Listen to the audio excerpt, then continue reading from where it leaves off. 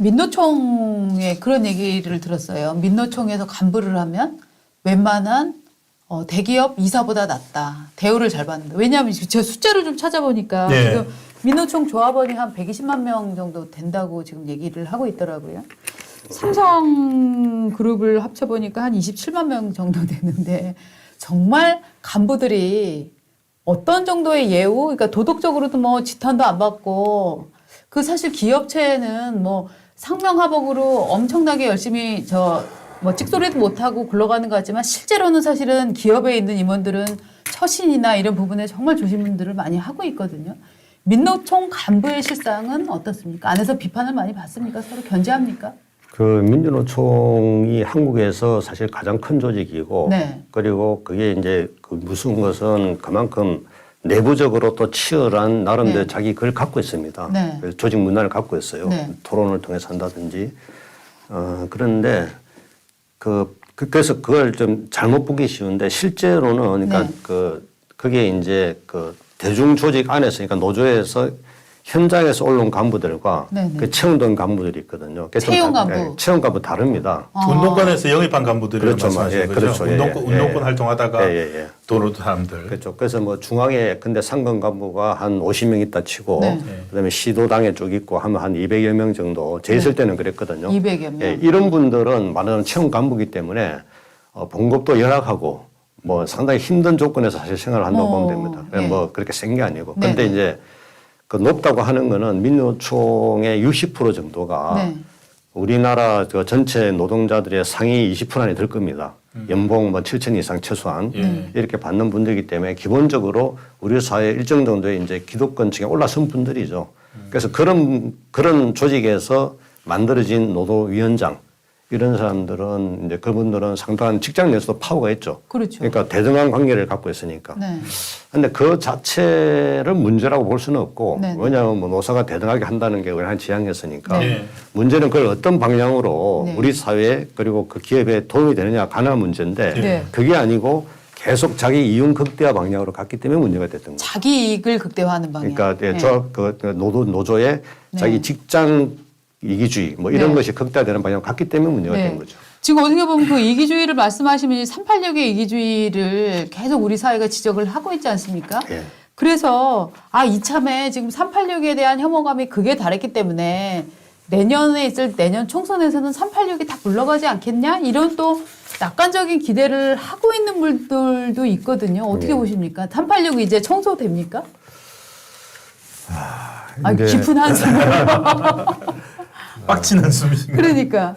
뭐 아니, 좀 들어보죠. 네. 일각에서는 정말로 민주당도 네. 공천 때문에 내홍을 많이 겪을 거다. 네. 그런 얘기 네. 있던데요. 네. 근데 바로 그것 때문에 제가 한숨을 쉰 건데 네. 이게 이제 옛날에 그 늑대 몰아내면 뭐 뒤로 여우 들어오는 예. 경우 있잖아요. 예, 예. 네, 그럴 수가 있습니다. 그러니까 지금 제일 큰 문제 중에 하나가 네. 그 이재명 대표도 제가 보면 참 안쓰러운데 이재명 대표의 정책 생명은 사법부에서 지고 있지 않습니까? 그렇죠. 그런데 그 사법부에서 판결에 결정적 작용을 하게 될 요소는 어디에 있냐면 정진상 실장한테 있습니다. 그렇죠. 정진상 실장이 정진상이, 마음을 예. 바꾸면 네. 굉장히 어렵게 되지 않겠어요? 네. 예. 그러면 근데 정진상 실장은 제가 알기로는 경기동부 경기동부. 경기동부 그쪽 조직에 이제 밀접한 관계로 있다고 이제 알려져 있지 않습니까? 네. 근데 그렇군요. 거기에 경기동부 연합의 그 이석기 씨나 이런 이제 활동가들은 아주 나름대로 치열하게 대중활동, 현장 활동을 하면서 조직을 장악을 해왔어요. 그렇군요. 네, 민주노총도 사실 예. 그렇게 해서 그 장악이 된 거거든요. 네, 네, 네. 그러면 그 사람들이 이번 총선에서 반드시 그 조직을 지키기 위해서 이제 그 될 지역에 자기 사람들을 꽂으려고 할 겁니다. 네. 그러면 예를 들어서 한 10명 정도 면단을 이재명 대표에게 줬을 때 이재명 대표가 그거를 반대할 수 있겠느냐. 네. 쉽지 않을 겁니다. 그렇군요. 이게 저희가 이 이재명 사법 리스크에 숨겨진 이면이네요. 그러니까 자 지금 386 몰아내자. 예. 뭐 이 명분 좋죠. 저는 뭐 그럴 필요가 있다 보는데 예. 그럼 그 몰아내고 뒤에 오는 물이 네. 그러면 정말 제대로 민주화 운동의 한계를 극복하고 386의 한계를 극복하는 물이냐 아니면 그보다 더한 말하자면 그 어떤 이 북한 영향을 강하게 받는 세력이 들어오느냐 네. 이제 이런 문제가 지금 남아 있는 거죠. 더구나 만약에 이재명 대표가 그걸 예. 거부했을 때는 정진상의 입이 어떻게 열릴지 자신할 수 없다. 그러니까 이제 그런 점들이 우려가 되고 잘 모르겠습니다. 예. 어쨌든 이제 현실적으로 보이는 건 그런 게 네. 보이는 거죠. 아, 지금 저는 진짜 거의 소름 끼치려고 했는데 이게 진짜 이를테면은 저희는 정진상과 이재명 두 사람의 이를테면 뭐 동지적 결합이라고 할까요? 그렇기 때문에 정진상 씨가 입을 열 가능성은 없다. 아, 근데 이제 그거 자체는 둘이 그냥 워낙으로 뭐 재판장에서도 서로 네. 안아보게 뭐 해달라고 그러니까. 하지 않았습니까? 예. 근데 이제 그런 개인적 관계로만 해석을 했었는데 그게 아니라 이제 정진상 씨가 대표한 이제 경기동부연합 뭐 이런 세력들을 결국은 이 운동권이라고 하는 것들은 자기를 넘어서 이제 후배들한테 계속 일종의 자리를 만들어주면서 어떻게 보면은 지속적으로 이 세포 분열을 해 나가는 것들이잖아요. 그게 전사가 있기 때문에 제가 이런 우려를 네. 하는 건데 네. 전사가 있다고요? 예, 통진당 그때 2010년도인가 성남시 시장 선거할 맞습니다. 때 그렇죠. 성남시장 선거할 때 그 통진당하고 이제 그 이재명 씨하고 이제 네. 선거 과정에서 연합을 하지 않았습니까? 맞습니다. 그 연합을 주도를 했죠. 예. 그때 김미인가요? 통진당. 누구가? 김미 씨가. 김미. 네. 예. 그리고 그래서 이제 성남시장 이재명 씨 되고 나서 인수위원장을 김미 씨가 했습니다. 맞습니다. 네. 그러면 김미 씨와 연가했던 경기동부의 연합에 있는 많은 분들이 네. 그 성남시의 여러 가지 이제 사업들에 대해서 이제 그 채용되거나 그 이제 말하자면 이제 일거리가 확보가 돼요. 심지어 청소 사업도 막 그럼요. 하잖아요. 했죠. 네. 예. 그러니까 그게 매도 이게 조직이 얼마가 되겠습니까? 그렇죠. 네. 그게 그냥 주는 게 아니고 다 네. 월급을 주는데 그럼 다 조직이 되는 거잖아요. 네. 그걸 통해서 이제 이재명 시장이 그 조직과 연합함으로써 자기 발탁이 어떤 그게 된 기반이 네. 되지 않습니까? 아, 그게 지금 더 강구해지고 더 강력해졌다고 봐야죠. 더 커졌고. 그러네요. 예. 그래 지금 민주당의 어떻게 보면은 그 주인들, 주류들 네. 이런 사람들은 그 과정에서 사실은 지금 쫓겨나는 셈입니다. 그러네요. 그게 왜 제가 얘기하냐면 민주노총이 똑같은 과정을 통해 가지고 민노총도 그 민주노총 내에 이제 국민파 세력이 쫓겨난 거거든요. 아. 지금 민주노총 선거가 양대 선거입니다. PD와 NL의 싸움입니다. 네, 네. 이제 그 NL을 대표했던 그 양경수 씨가 지금 연임을 다시 도전했거든요. 예. 네. 그게 대항하는 이제 계급투쟁 노선인 PD 계열이 이제 둘이 붙고 있는데 원래는 3파전으로 가는 게 네. 보통 구도인데 네. 이제 국민파 진영 후보를 못 냈어요. 내부적으로. 네. 그러니까 이거는 뭐냐면 그만큼 대중적인 지지를 받는 세력들이 정파 투쟁에 의해서 밀려나고 있다는 겁니다. 정파만 투쟁하는 거예요. 예. 지금 양경수가 NL이죠. 그렇죠. 네. 경기동부 연합. 그래서 뭐 관계에. 북한에서 내려온 저기 지령문이나 전통문 이런 것들 그냥 민노총 홈페이지에 바로 올려놓기도 하고 뭐 그래서 좀 8.15 때 북한에서 온 게 아니라 그 저기 축전 같은 거, 축전 같은 거. 것들. 예. 아니 지금 이게 확실히 우리 정말 이제 지금 중요한 원장님이- 말씀하신 것 같아요. 예, 원장님이 이제 일테면 운동권 경험과 이런 조직의 경험들이 많으니까 어떻게 이 조직이 그러니까 법적 리스크 앞에서 연합을 하고 또 그 충성을 지킨 대가로 어떻게 후배들을 또 일종의 키워내고 자리를 또 만들어가나 이런 과정들을 딱 경험에 의해서 지금 보여주시니까 되게 저는 막 소름 끼치는 그런 상황이에요. 지금 오늘 말씀은 민주당에서 네. 새겨서 들어야 될 것 같습니다. 가만히 이렇게 있다가는 이렇게 이재명 대표 방탄만 하고 있다가는 당을 뺏길 수도 있을 것 같아요. 저는 뭐 건강한 야당이 되기 위해서는 네. 저 민주노총에서 있었던 권력 투쟁의 경험 예. 그런 걸 좀 연구를 해서 민주당에서도 좀 참고를 해야 될 거라고 생각하고 있습니다. 예. 그러네요. 그런데 이제 사실은 민주당 전체와 어떻게 보면은 이재명 대표와는 이게 길이 서로 지금 다른 거 아닙니까? 이재명 대표는 자기의 사법 리스크를 덜는 게 이제 가장 최고의 목표인데. 그러니까 결국은 이제 친명계로 이제 앞으로 더더욱 이제 사당화된다 이런 얘기가 나오지 않습니까? 맞습니다. 제가 예. 걱정하는 게 그 부분인데 지금 이재명 대표가 살아남기 위해서는 네. 사법 리스크를 해결해야 되는데 네.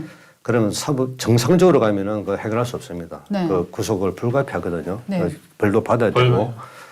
근데 그걸 피하려면 어떻게 해야 되겠습니까? 아주 강력하게 흔들어야 되거든요. 사법 체계 자체도 흔들어야 되고 맞습니다. 윤석열 정권 자체를 말하자면 퇴진을 하든 탄핵을 하든 네. 그런 어떤 강력하게 하지 않으면 정책 생명 자체가 유지할 수 없는 물리적 생명 자체를 유지할 수 없는 이런 절박함이 있을 겁니다. 그렇게 네. 돼버렸죠. 그런 절박함 죽기 살기로 네. 그럼 하게 될 텐데 그에 대해서 이제 뭐 국민의힘이나 우파 진영에서는 어느 정도 그걸 대응하고 있는가. 그래 볼 때는 제가 볼 때는 굉장히 좀 약간 나이브하거든요. 그게 지금 좀 더 문제라고. 지금 끊임없이 이제 민주당에서 거의 일일 일탄핵 이런 식으로 이제 탄핵 불때기를 하고 있지 않습니까? 예. 그것도 이제 거대한 정부 흔들기, 나라 흔들기 이런 개념으로 지금 보시고 있는. 당연히 그렇죠. 그렇죠. 예, 예. 네. 정말로 비이성적인 탄핵인데 네. 그게 지금 말씀 듣고 나니까 저것들은 죄송합니다. 저 민주당에서는 네. 계속 이렇게 말도 안 되는 탄핵을 주장을 할 수밖에 없는 상황이네요. 그러니까 일반 국민들이 볼 때 왜 이렇게 무리하게 민주당이 예. 하냐. 그 그러니까. 뿌리가 거기에 있습니다. 예. 그 이재명 대표의 정책 생명을 유지하기 위해서는 네. 이렇게 강하게 하지 않으면 안 되는 것이고 네. 여기에 저는 또 한 가지 우리가 우리 국민들이 잘 알아야 될 게 북한 변수를 또 알아야 됩니다. 북한 변수. 예. 북한도 마찬가지로 윤 정권을 흔들지 않으면 체제 유지가 쉽지 않은 상황입니다. 네. 그렇고. 그래서 이 요소 두 개가 결합이 되면 어떻게 되겠습니까? 굉장히 무서운 일이 일어날 수 있습니다. 그렇죠.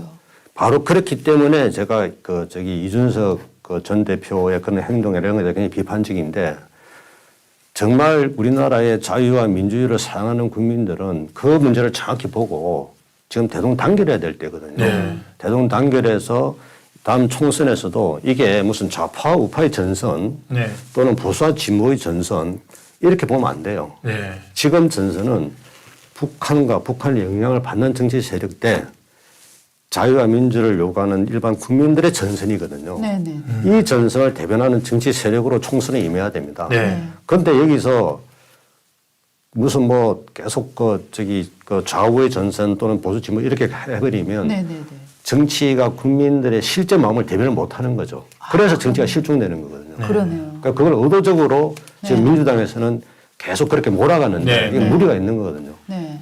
이거를 좀 잘 이렇게 정리해야 된다. 역시 이게 큰 그림을 네. 보시는데 굉장히 능하시다는 진짜. 느낌이 듭니다. 제가 궁금한 네. 게 지금 말씀하신 그런 어떤 프레임을 네. 그런 어떤 정치 움직임을 예를 들어서 민주당 최고위원들 지금 현재 최고위원들 네, 네. 아니면 송영길 전 대표라든지 네, 네. 이런 사람들은 알고 있나요? 알고 있다고 보십니까? 저는 거기서 약간 좀 안타깝게 느끼는 게 이게 너무나 진중 논리에 오래 갇혀 있다 보니까 예. 네. 각자 자기 생각의 감옥에 갇혀 있다는 느낌을 받아요. 네. 그러니까 송영길 대표 한동훈 장관 욕하는 걸 보니까 저도 깜짝 놀랐는데 예. 이게 사고 자체가 80년대에 딱 갇혀 있으니까 네. 그게 다 민주당이 답답한 거예요. 그러니까 이재명 대표가 갖는 이 경기동부 연합과의 그런 거는 자기들의 생존이기 때문에 이해한다 하더라도 예. 정말 성숙된 민주주의 민주운동을 했다면 그래서 좀 넘어서서 이야기를 할 줄 알아야 되는데 사고의 기본 패턴은 비슷하단 말이에요. 네. 그런 생각을 갖고 있으니까 그래서 제가 민주당이 이게 희망이 있겠냐 이렇게 좀 걱정을 하고 있는 거죠. 그렇죠. 민주당에 희망이 없다 하는 부분들이 근데 사실은 그럼에도 불구하고 이제 국민들은 여전히 네. 이제 나는 민주당을 찍어야 좀 진보적인 사람으로 보이는 것 같아라고 해서 어쨌거나 일정한 표를 민주당이 가져가게 돼 있지 않습니까? 그러니까 그게 네. 큰 착각입니다. 네. 주로 이제 호남 분들도 이제 바로 그런 의식 때문에 네. 이게 또 진보적이고 더 정의로울 거라 생각해서 사실 민주당을 찍는 분들이 네. 많거든요.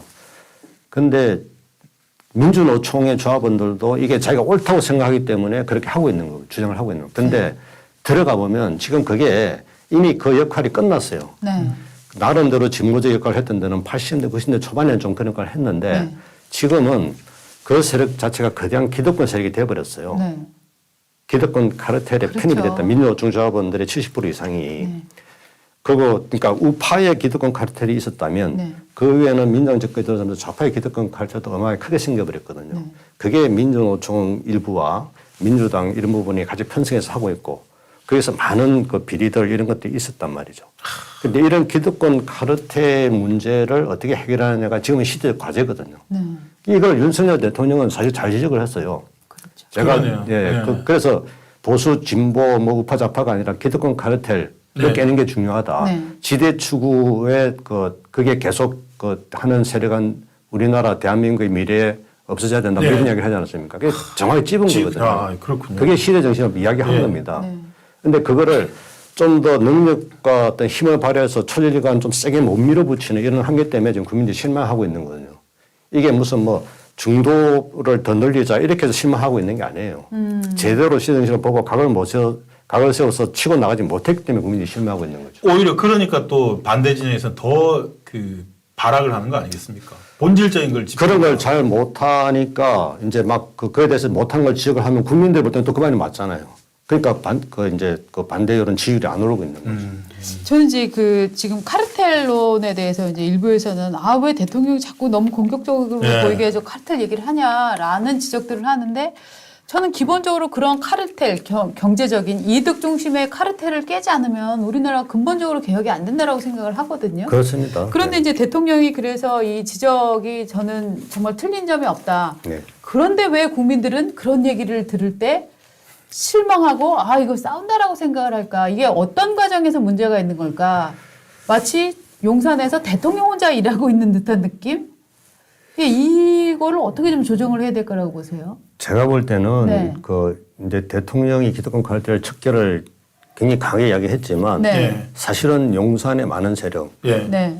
이 기득권 카르텔 아닙니까? 어떻게 보면은 좀 좌우를 떠나서. 그렇죠. 좌우를 떠나서. 지금 이제 좌우를 떠나서. 그 일정하게 그 계획의 대상인 예. 기득권 네. 카르텔과 함께 지금 그 해야 되는 거잖아요. 성장해온 사람들이다. 예, 예. 예. 그러니까 한꺼번에 수술이 안 되잖아요. 네. 그러니까 이걸 순서를 잘 보고 어디서부터 어떻게 하는지 이런 게 있어야 되는데 네. 그것 없이 네. 이제 좀 이렇게 하다 보니까 부작용도 생기고 거기 이제 소화가 잘 안 되는 거죠. 그렇죠, 예, 예. 그렇죠. 그런 문제들이 지금 많다고. 네. 봐요. 예.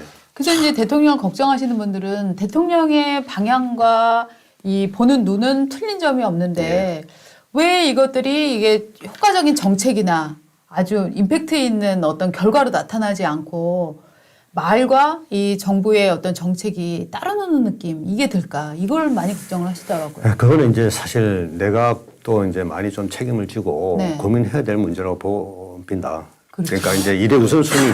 예. 근데 인수위 할 때 그 우선순위를 잡았어야 돼요. 네, 인수위에 맞습니다. 저는 이제 취임사 취임사. 하는 거를 예. 좀 도와줬기 때문에 아, 이제 그렇군요. 그랬는데 근데 100일이면 100일 동안에 일의 우선순위를 잡고 무엇을 할 것인가를 네. 정확하게 짜서 네. 취임하자마자 100일 또는 6개월 안에 다 밀어붙여야 되거든요. 네네. 근데 사실 그런 부분들이 좀 이제 과정에서 여러 가지 막 그 생기면서 네. 저 진행이 안 됐죠. 그렇죠. 그리고 지금 총선 앞두고 좀 이제 그 뒤로 뭐 일부 빠지는 느낌도 듭니다. 계속 지지율이 안 오르고 하니까. 그러니까 약간 이제 좀 그런 문제가 있는데 예. 그 어떻게 보면은 또 이해가 되는 부분도 있고 왜냐하면 사실은 문재인 정부 때 있던 분들이 그대로 다 남아 있는 게 있잖아요. 그렇죠. 그러니까 일사분란이 안 되는 것도 있고 네. 물론 이제 컨트롤 타워에서 전략을 못 세운 부분도 있지만 네. 또 할 수 있는 당연히도 안 꾸려지고 그러니까 어차피 윤석열 대통령 자체가 정책 기반이나 준비를 하고 지금 분 된 게 아니잖아요. 네. 정치를 안 해본 분이 갑자기 됐는데.